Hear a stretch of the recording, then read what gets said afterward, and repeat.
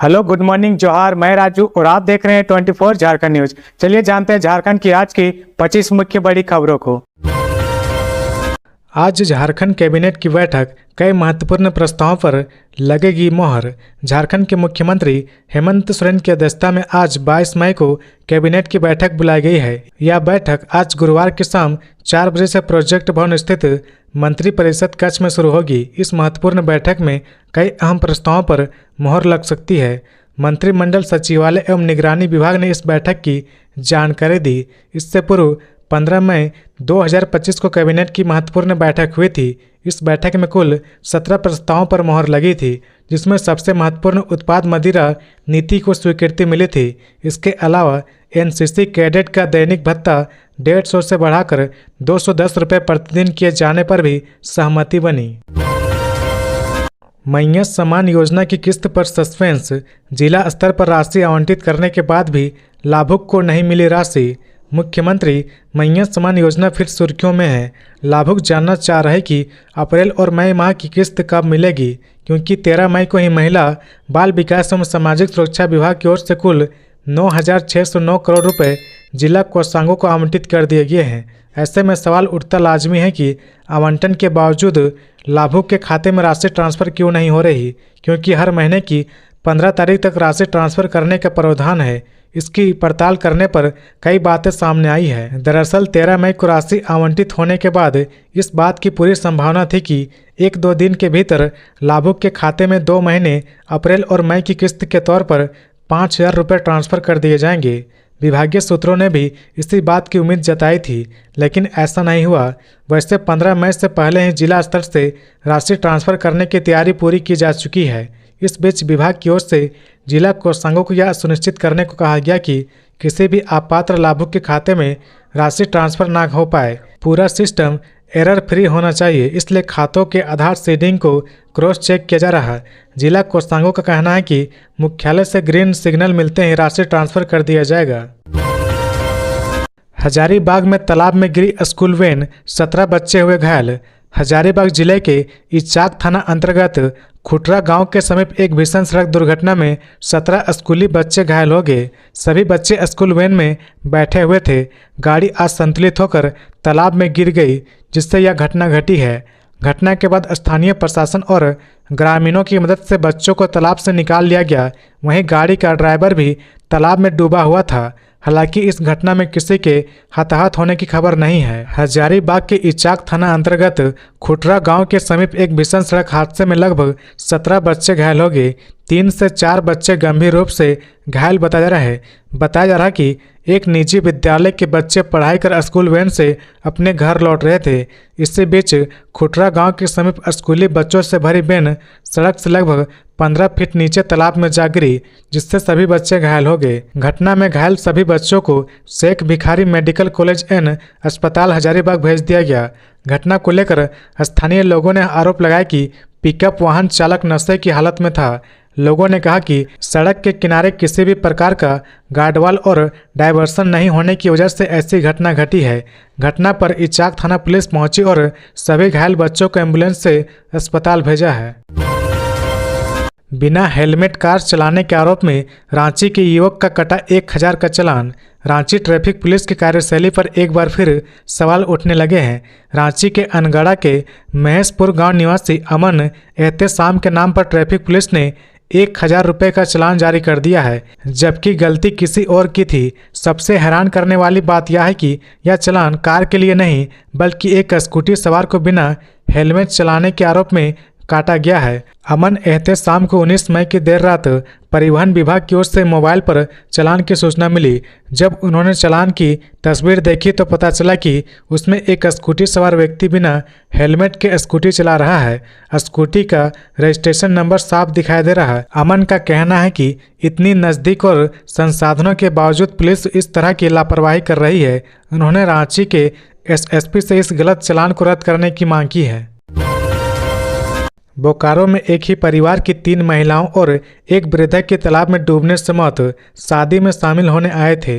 बोकारो जिले के गम्हरिया गांव बरमसिया ओपी क्षेत्र में बुधवार को तालाब में डूबने से एक ही परिवार की 3 महिलाएं और एक वृद्ध महिला की मौत हो गई।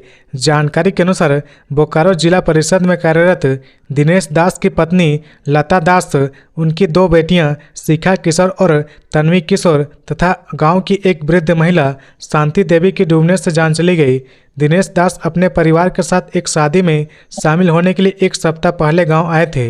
बुधवार को उन्हें ड्यूटी पर बोकारो लौटना था, लेकिन उनकी बड़ी बेटी शिखा ने मना करने पर वे अकेले ही शहर के लिए रवाना हो गए। इसी बीच लता दास अपनी दोनों बेटियों के साथ घर के पीछे स्थित तालाब में कपड़े धोने चली गई। शांति देवी पहले से ही वहीं स्नान कर रही थी। नहाते समय छोटी बेटी तन्वी गहरे पानी में चली गई। उसे बचाने के लिए शिखा गई, लेकिन वह भी डूबने लगी। बेटियों को डूबता देख लता दास और शांति देवी ने उन्हें बचाने के लिए तालाब में छलांग लगा दी, लेकिन चारों की मौत हो गई। तालाब के दूसरे किनारे पर नहा रहे एक व्यक्ति ने यह दृश्य देखा और शोर मचाया। ग्रामीण ने तुरंत उन्हें बाहर निकाला और इलाज के लिए पुरुलिया अस्पताल ले गए, जहां डॉक्टरों ने सभी को मृत घोषित कर दिया। आईएएस विनय चौबे 15 दिन की न्यायिक हिरासत में गिरफ्तारी के खिलाफ आपत्ति याचिका दाखिल। झारखंड शराब घोटाला मामले में मंगलवार को एसीबी एंटी करप्शन ब्यूरो ने बड़ी कार्रवाई करते हुए आईएएस विनय चौबे को गिरफ्तार कर लिया था। करीब 100 करोड़ के शराब घोटाले मामले में तत्कालीन उत्पाद सचिव विनय चौबे और उत्पाद विभाग के अधिकारी गजेंद्र सिंह की गिरफ्तारी हुई थी। विनय चौबे और गजेंद्र सिंह को बुधवार को एसीबी के स्पेशल कोर्ट में पेश किया गया। जज ने दोनों को 15 दिन की न्यायिक हिरासत में भेज दिया है। उधर विनय चौबे की गिरफ्तारी के बाद उनके अधिवक्ता देवेश आजमानी ने बिना आधार बताए उनके मुकब्बिल को गिरफ्तार करने पर आपत्ति याचिका दाखिल की है। झारखंड हाईकोर्ट के अधिवक्ता देवेश आजमानी ने बताया कि विनय चौबे को पूछताछ के बाद बिना गिरफ्तारी का आधार बताते हुए हिरासत में लिया गया है। इस संबंध में आपत्ति याचिका दाखिल की गई है, जिसमें बताया गया कि सुप्रीम कोर्ट द्वारा कानून के स्थापित सिद्धांतों के अनुसार हमें गिरफ्तारी का आधार नहीं बताया गया। यह भी नहीं बताया गया कि विनय चौबे को किस आरोप में गिरफ्तार किया गया है। अधिवक्ता देवेश आजमानी ने बताया कि विनय चौबे के अशोकनगर स्थित आवास पर मंगलवार सुबह एसीबी की टीम पहुंची, जहां से एसीबी विनय चौबे को पूछताछ के लिए अपने साथ ले गई। इसके बाद एसीबी मुख्यालय में विनय चौबे से पूछताछ की गई और करीब 3 बजे मेडिकल टीम को बुलाया गया। इसके बाद उन्हें कोर्ट में पेश किया गया और बाद में हिरासत में ले लिया गया। विनय चौबे और गजेंद्र को 15 दिनों की न्यायिक हिरासत में होटवार जेल भेज दिया गया है। विदेश जाना चाहती है आईएएस पूजा सिंघल, कोर्ट से पासपोर्ट लौटाने की मांग।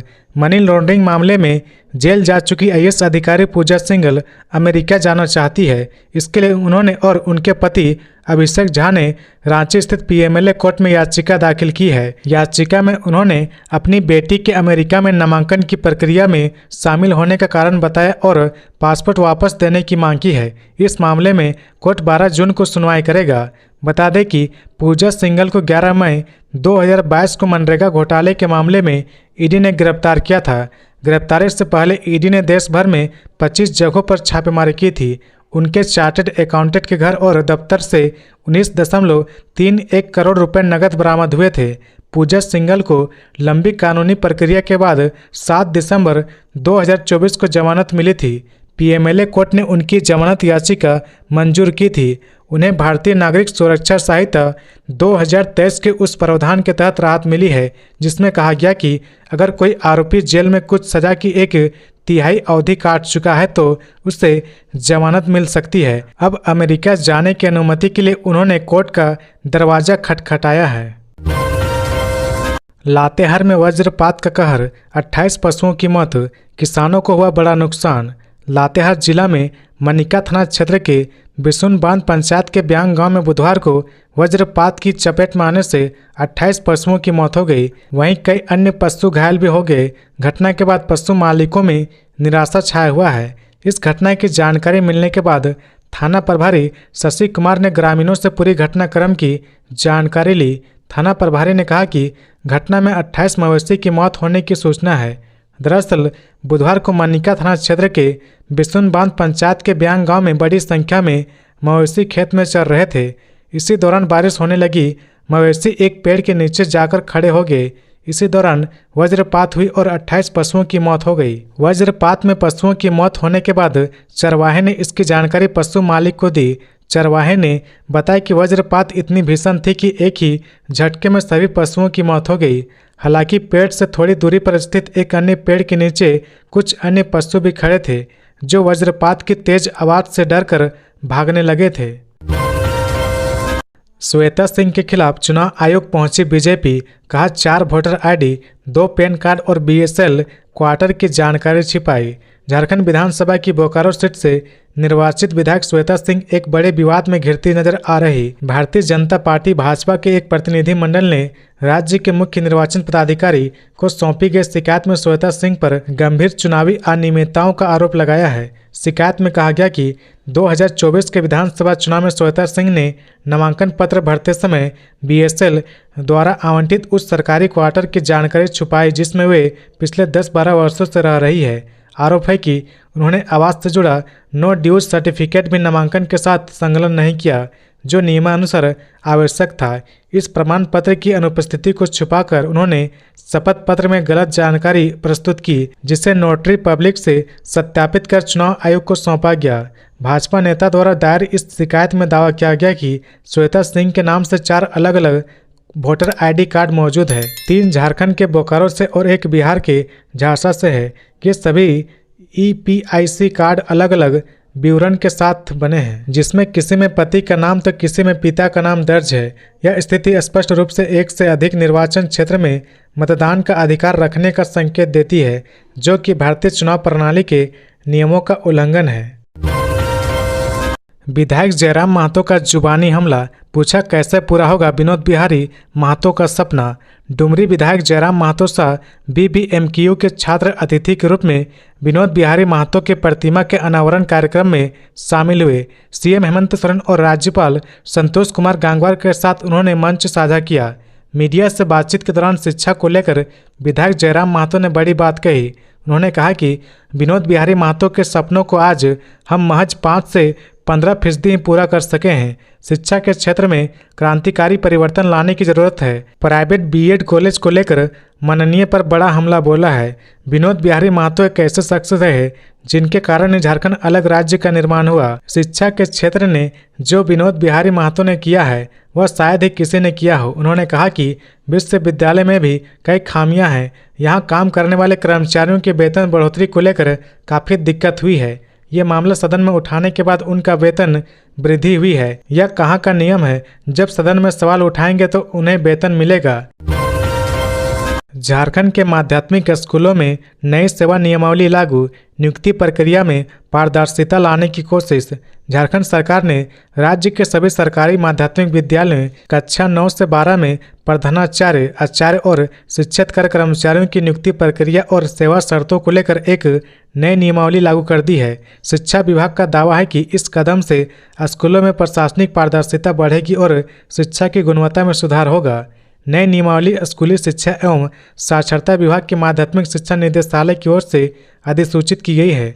यह नियमावली झारखंड के सभी माध्यमिक स्कूल में तत्काल प्रभाव से लागू मानी जाएगी। इस नियमावली में प्रधानाचार्य, विषय शिक्षक, प्रयोगशाला सहयोगी, वर्ग 3 और वर्ग 4 के शिक्षकेतर कर्मचारियों की नियुक्ति, भूमिका और कार्यक्षेत्र को स्पष्ट किया गया है। खास बात यह है कि दिव्यांग विद्यार्थी के लिए विशेष शिक्षा के लिए शिक्षक की नियुक्ति की भी व्यवस्था की गई है। शिक्षा विभाग के अधिकारियों के अनुसार यह पहली बार है जब माध्यमिक विद्यालय के लिए नियुक्ति प्रक्रिया को इस तरह से औपचारिक और सुव्यवस्थित रूप से प्रस्तुत किया गया है। विभाग का कहना है कि इससे भर्ती प्रक्रिया में पारदर्शिता आएगी और कार्यस्थल पर जिम्मेदारियों का स्पष्ट विभाजन होगा। शिक्षा विभाग का कहना है कि इस पहल का उद्देश्य माध्यमिक शिक्षा प्रणाली को अधिक संगठित, जिम्मेदार और छात्र केंद्रित बनाना है। विभाग को उम्मीद है कि इससे सरकारी स्कूलों में शिक्षा की गुणवत्ता बेहतर होगी और छात्रों को अधिक योग्य और समर्पित शिक्षक उपलब्ध हो सकेंगे। नकली दवाइयों पर लगेगी लगाम, क्यूआर कोड के बिना नहीं बिकेगी दवा। झारखंड सरकार ने नकली दवाइयों के खिलाफ बड़ा कदम उठाया है। राज्य के स्वास्थ्य मंत्री डॉक्टर इरफान अंसारी ने कहा कि जनता के स्वास्थ्य के साथ खिलवाड़ करने वालों को बख्शा नहीं जाएगा। सरकार ने 300 महत्वपूर्ण दवाओं के लिए क्यूआर कोड अनिवार्य कर दिया है, जिससे नकली दवाओं की पहचान आसानी से की जा सकेगी। मंत्री ने कहा कि अब स्वास्थ्य के नाम पर धंधा नहीं चलेगा, अब चलेगा कानून, जांच और जवाबदेही। QR कोड हर दवा की असली पहचान, निर्माता, बैच नंबर, मैन्युफैक्चरिंग व एक्सपायरी तारीख की जानकारी देगा। इससे मरीजों को ठगने वालों की पहचान करना आसान होगा। स्वास्थ्य मंत्री ने कहा कि बिना रजिस्ट्रेशन वाली कोई दवा पाई गई तो दुकान का लाइसेंस तुरंत रद्द होगा। उन्होंने सभी मेडिकल दुकानों को साफ निर्देश किया कि वे बिना वैध डॉक्टर की पर्ची के कफ सिरप ना बेचें। मंत्री ने कहा कि कफ सिरप का दुरुपयोग कर युवा पीढ़ी को नष्ट किया जा रहा, जिसे हर हाल में रोका जाएगा। उन्होंने कहा कि जो अधिकारी एक ही जगह पर वर्षों से जमे हैं, वे व्यवस्था को सड़ा रहे और अब उनका तबादला होगा। सरकार जल्द ही दुमका, रांची, जमशेदपुर और पलामू में अत्याधुनिक फूड एवं मेडिसिन टेस्टिंग लैब स्थापित करेगी। इन लैब्स में दवाओं और खाद्य पदार्थों की जांच की जाएगी और उनकी गुणवत्ता की वैज्ञानिक पुष्टि की जाएगी।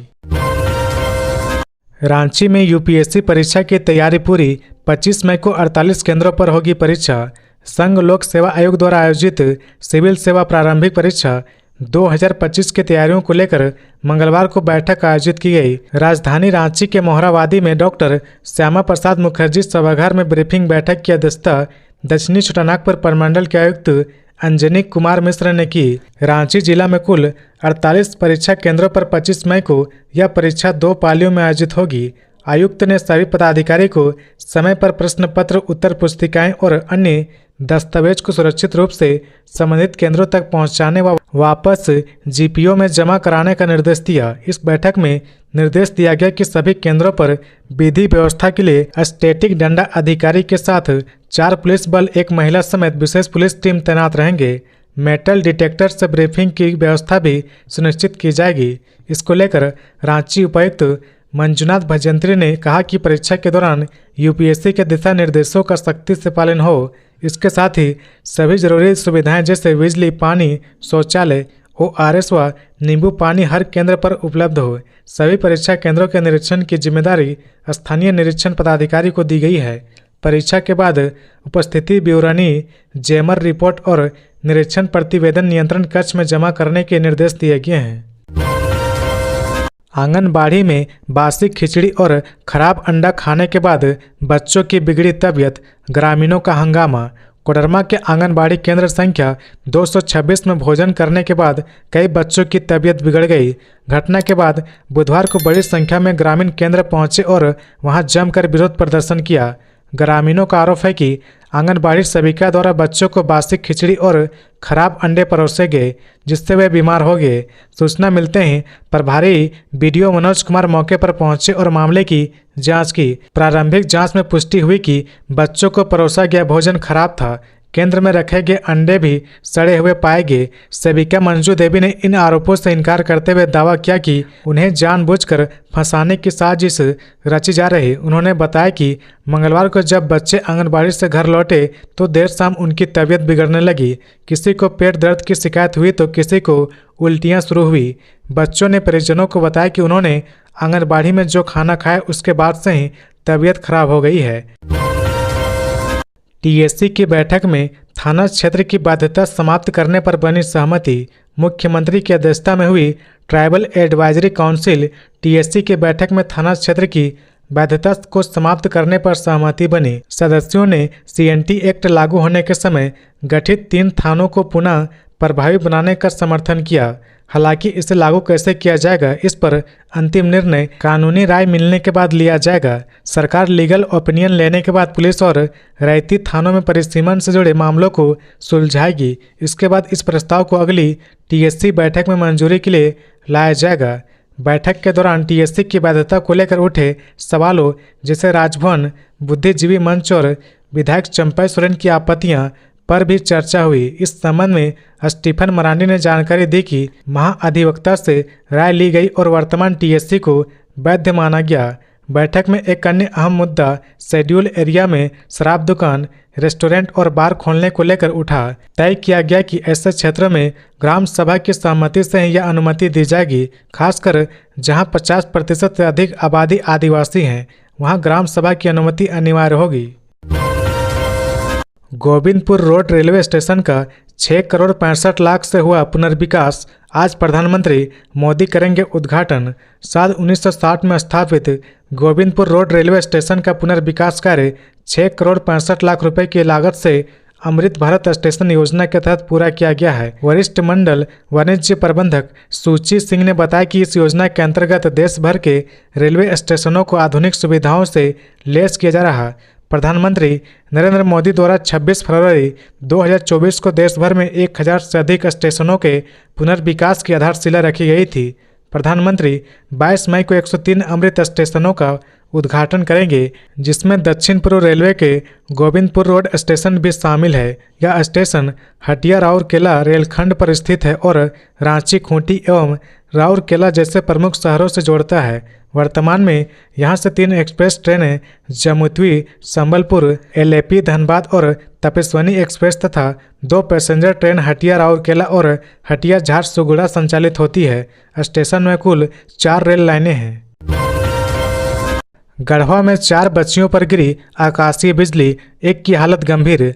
गढ़वा जिले के सदर थाना क्षेत्र के कल्याणपुर गांव में बुधवार की दोपहर उस वक्त अफरा तफरी मच गई जब बारिश के दौरान गिरी आकाशीय बिजली ने 4 मासूम बच्चियों को अपनी चपेट में ले लिया।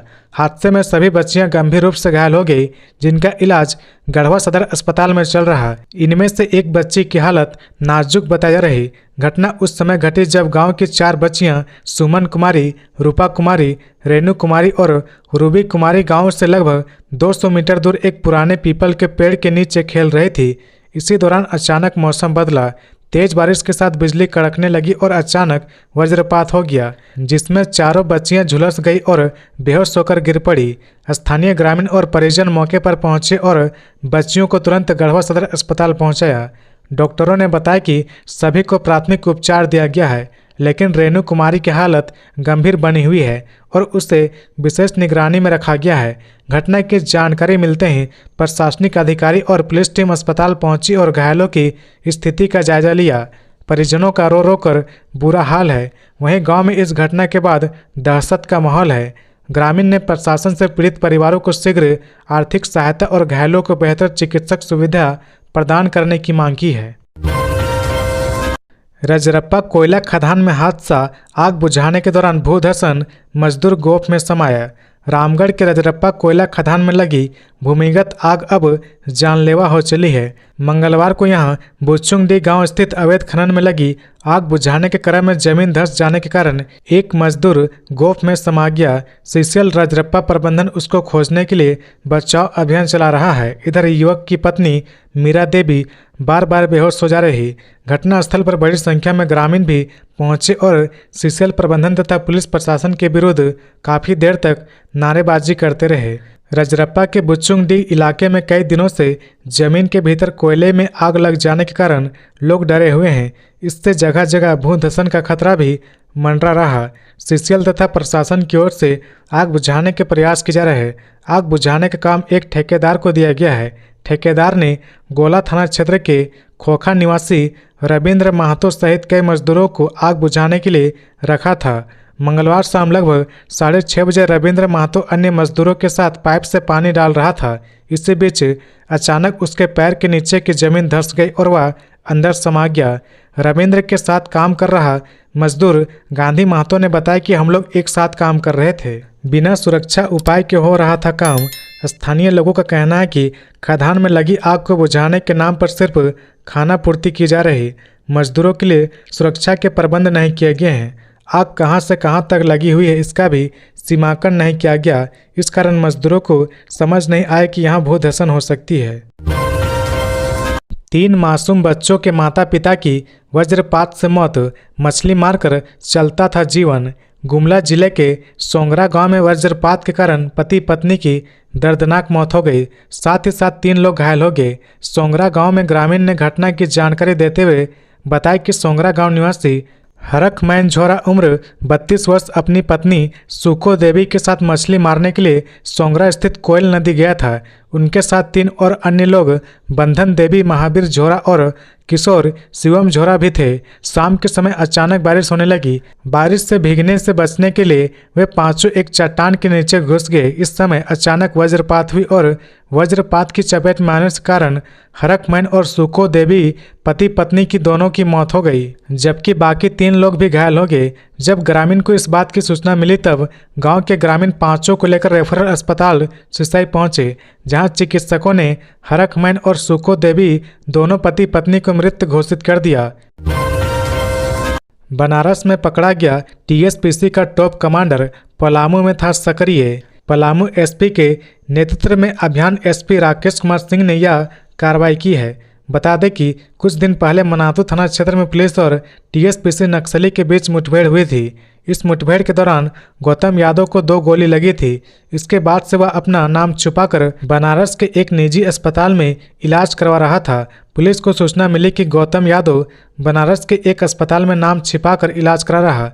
सूचना मिलते ही पलामू पुलिस की विशेष टीम उत्तर प्रदेश पुलिस के सहयोग से छापेमारी कर उसे गिरफ्तार कर लिया। सरना धर्म कोड को लेकर कांग्रेस का प्रदर्शन 26 मई को। सरना धर्म कोड को लेकर आगामी 26 मई को प्रदेश कांग्रेस राज्य व्यापी प्रदर्शन करेगी। जनगणना के फॉर्म में सरना कोड अंकित करने की मांग के साथ पार्टी नेता व कार्यकर्ता राजधानी में राजभवन के समक्ष 1 दिवसीय धरना प्रदर्शन करेंगे। इसका नेतृत्व पार्टी के प्रदेश कांग्रेस केशव महतो कमलेश करेंगे। प्रदेश कांग्रेस प्रवक्ता सोनाल शांति ने बताया कि आदिवासी को धार्मिक पहचान देने के मुद्दे पर कांग्रेस पार्टी मुखर होकर संघर्ष करती रही है। आगामी जनगणना में 7वें कॉलम का उल्लेख करा आदिवासियों के अस्तित्व को धार्मिक पहचान दिलाने की लड़ाई की जा रही है। उन्होंने बताया कि प्रदर्शन के बाद दिन के 3 बजे से बिहार क्लब में पार्टी नेताओं की बैठक की जाएगी। बैठक में आगामी नगर निकाय चुनाव के लिहाज से विचार विमर्श किया जाएगा। बैठक में पार्टी के जिला अध्यक्षों व शहरी नगर निकायों के लिए नियुक्त पर्यवेक्षक शामिल होंगे। प्रदर्शन व बैठक दोनों में प्रदेश कांग्रेस प्रभारी के राजू शामिल होंगे। झारखंड में पीएम आवास योजना के तहत 20 लाख से अधिक आवास बनाने का लक्ष्य 15 मई तक बढ़ी सर्वे तिथि। केंद्र सरकार की लाभकारी योजना में शामिल प्रधानमंत्री आवास योजना ग्रामीण के तहत राज्य में 2 फेज मिलाकर लगभग 20 लाख से अधिक आवास बनाने का लक्ष्य रखा गया है। जानकारी के अनुसार पहले चरण में 5,28,350 आवासों के निर्माण की स्वीकृति दी गई थी। भारत सरकार ने दूसरे चरण में झारखंड के लिए 14,83,757 बनाने का लक्ष्य रखा है। केंद्र ने प्रधानमंत्री आवास योजना के लाभुक चयन के लिए हाउस होल्ड सर्वे की तिथि को बढ़ाकर 15 मई तक कर दी है। इससे पूर्व 30 अप्रैल तक ही सर्वे करने का निर्देश दिया गया था। इससे संबंधित जानकारी केंद्र सरकार के ग्रामीण विकास मंत्रालय ने झारखंड सहित सभी राज्यों को भेज दी है। इस आलोक में भारत सरकार के निर्देश में सभी राज्यों को पत्र लिखा है, जिसमें कहा गया कि प्रधानमंत्री आवास योजना का हाउस होल्ड सर्वे तय समय में पूरा कर ले। इसके लिए योग्य लाभुक की सूची आवास प्लस मोबाइल एप्लीकेशन पर डालना है। इधर पीएम आवास योजना 2.0 शहरी के तहत भी इस साल 50,000 आवास बनाए जाएंगे।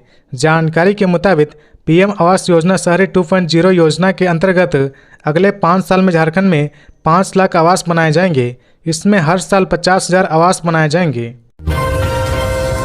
होल्डिंग टैक्स में 10% की पाना चाहते हैं छूट तो 30 जून तक करें भुगतान, बस इन शर्तों को पूरा करना जरूरी।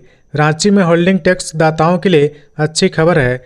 अगर आप होल्डिंग टैक्स में छूट पाना चाहते हैं तो आपको 30 जून तक होल्डिंग टैक्स जमा कर देना होगा। इस समय अवधि के दौरान होल्डिंग टैक्स का भुगतान करने वालों को 10% की छूट मिलेगी। यह बातें रांची नगर निगम के उप प्रशासक गौतम प्रसाद साहू ने कही है। हालांकि इसका लाभ तभी मिलेगा जब आप एक मुश्त नई वित्तीय वर्ष की राशि जमा कर देंगे। रांची नगर निगम के उप प्रशासक गौतम प्रसाद साहू शनिवार को राजस्व शाखा के पदाधिकारी के साथ बैठक कर रहे थे। बैठक में उप प्रशासक ने बताया कि नए वित्तीय वर्ष 2025-26 के होल्डिंग टैक्स का एक मुश्त भुगतान 30 जून 2025 प्रथम तिमाही तक करने पर करदाताओं को अधिकतम 10% छूट देने का प्रावधान किया गया है। इसके लिए पूरी टीम को प्रचार प्रसार करवाने के लिए कहा गया है। रांची सदर अस्पताल में नवजात का अपहरण करते पकड़ाई महिला, पुलिस ने किया गिरफ्तार। रांची के सदर अस्पताल में नवजात बच्चे को चुराने की कोशिश करने वाली महिला को पुलिस ने गिरफ्तार कर लिया है। लोअर बाजार थाना की पुलिस ने आरोपी 50 वर्षीय सुल्ताना खातून को मंगलवार को जेल भेज दिया। वह कांटा टोली के कुरैशी मोहल्ला सुल्तान लेन की रहने वाली है। मिली जानकारी के अनुसार सुल्ताना पहले सहिया का काम करती थी और इसी कारण वह अस्पताल के कामकाज से अच्छी तरह परिचित थी। हालांकि 2 साल पहले उसे इस काम से हटा दिया गया था। पुलिस पूछताछ में सुल्ताना ने बताया कि वह बच्चे को नर्स के कहने पर अल्ट्रासाउंड कराने ले जा रही थी, लेकिन पुलिस को शक है कि वह बच्चे को बेचने की कोशिश कर रही थी क्योंकि उसके खुद के बच्चे पहले से हैं। इस मामले में बच्चे की मां निरसी देवी ने केस दर्ज कराया है। वह बुढ़मू थाना क्षेत्र के हेसल पीढ़ी गांव की रहने वाली है। निरसी देवी ने बताया कि उन्होंने 17 मई की सुबह 7:45 बजे सदर अस्पताल में बच्चे को जन्म दिया था। उसी शाम करीब 7 बजे एक महिला उसके पास आई और कहा कि उनका पति नशे में अस्पताल के बाहर गिरा पड़ा है। महिला की बातें में आकर निरसी देवी अपने नवजात को लेकर उसके साथ ऑटो में बैठ गई। थोड़ी दूर जाने के बाद महिला ने बच्चे को गोद से छीन लिया और 10,000 रुपये देने लगी। जब निरसी देवी ने पैसा लेने से इनकार किया तो महिला झगड़ा करने लगी और ऑटो से उतरकर भाग गई। तो ये थी आज की झारखंड की टॉप बड़ी खबरें। इसी तरह झारखंड की हर छोटी सी बड़ी खबर देखने के लिए आप हमारे चैनल 24 झारखंड न्यूज को सब्सक्राइब करके बेल आइकन प्रेस कर ले, जिससे झारखंड की हर छोटी सी बड़ी खबर की अपडेट आप तक पहुंचता रहे। तो आज के लिए बस इतना ही। हमें दीजिए इजाजत, फिर मिलते हैं नेक्स्ट न्यूज में।